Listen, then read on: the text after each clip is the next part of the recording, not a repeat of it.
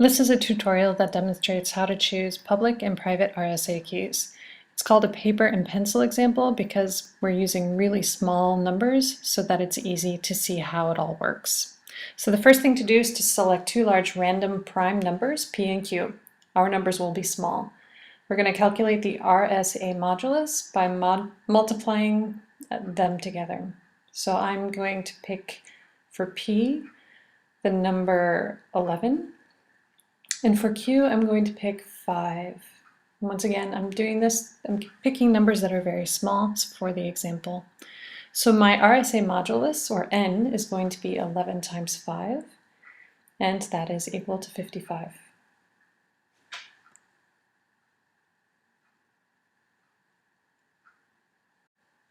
Okay, now we need to calculate the totient of the RSA modulus. So what that means, the totient of the RSA modulus is P minus 1 times Q minus 1. So P minus 1 is 10 times, and then Q minus 1, which is 4. So our totient is going to be 40.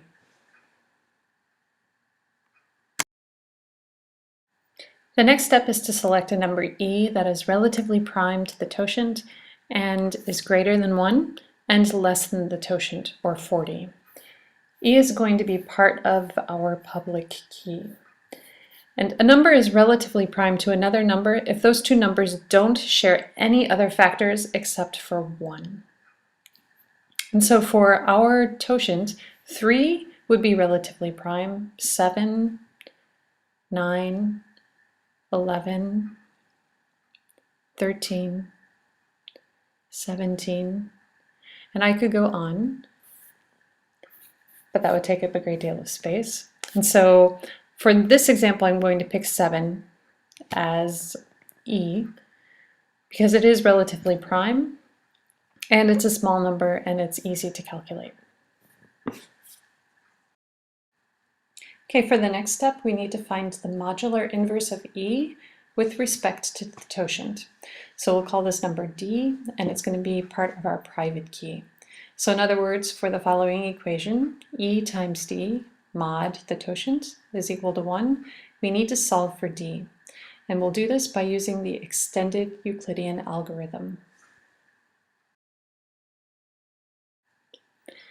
The extended Euclidean algorithm has 2 steps, but before we get started, we're going to substitute 7 and 40 for E and the totient so that we know what we're working towards. And so for the first step, what we're going to do is transform our 40 and our 7 and put it into a Euclidean equation. And if you ever look up the Euclidean algorithm online, how to do it, you're going to see an equation just like this. From this, we're going to take the 40 and put it on the left-hand side of an equal sign.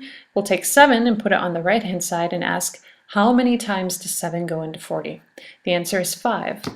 So 5 times 7 is 35, so we need to add 5 to balance out our equation. So the next thing that we do is we take the 5 and the 7, and we need to move that to the next line. And so we're going to put 7 down on one side of an equal sign, put a 5 in, and ask how many times does 5 go into 7? The answer is 1. And to balance out this equation, we're going to add 2. And we're going to do the same thing again. So we'll take 5 and we'll take 2. We'll put 5 on the left-hand side of an equal sign. We'll put 2 on the right-hand side of an equal sign. How many times does 2 go into 5? The answer is 2. And then to balance out this equation, we will add 1. Now at this point we can stop. Anytime that you get to a point where you're adding 1 in the sequence, you know that you've gotten to a point where you can actually start doing the next step of the extended Euclidean algorithm. Okay, so for the next step, we're going to start with 1 because that's our goal. And we know that 1 from our step 1 is actually equal to 5 minus 2 times 2. That's our first step. And so what we're going to do is substitute then the next row, so 2 for the times 2 that we have and that equation. So we're going to say 5 is equal to 2 minus 2 times 7 minus 1 times 5.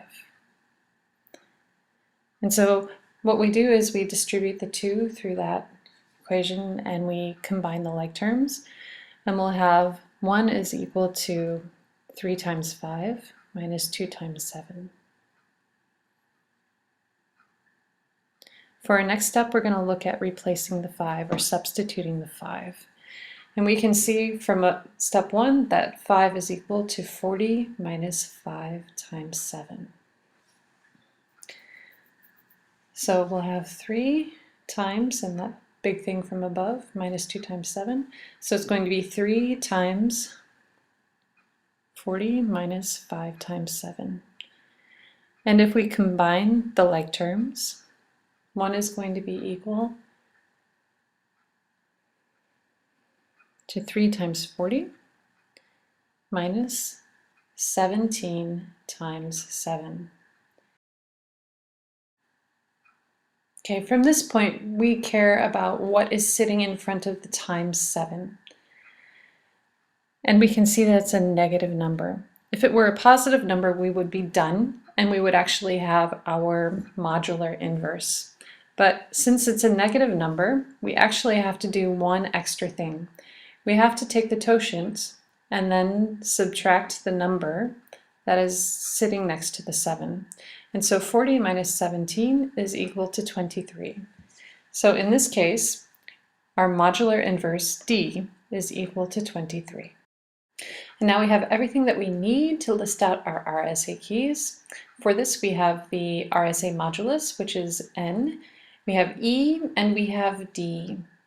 And so for our private key, the key is going to be D, and then the RSA modulus N. And so that will be 2355. For our public key, we're going to use E and the RSA modulus. And so our public key is going to be 7 and 55. And there you have it.